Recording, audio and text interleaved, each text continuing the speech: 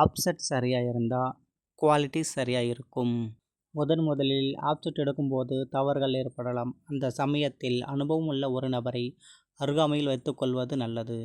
அவர் அந்த தவறுகளை முன்கூட்டியே கண்டறிந்து எந்த இழப்பையும் ஏற்படாமல் தடுப்பார். அதுதான் அவருடைய அனுபவம். பல தவறுகளை முன்கூட்டியே கண்டறிந்த அனுபவத்தில் இதை நான் கூறுகிறேன். இது போன்ற சிஎன்சி விஎம்சி தகவல்களுக்கு நம்ம சிஎன்சி ஸ்கில் டம்மி யூடியூப் சேனலை சப்ஸ்கிரைப் பண்ணிக்கங்க.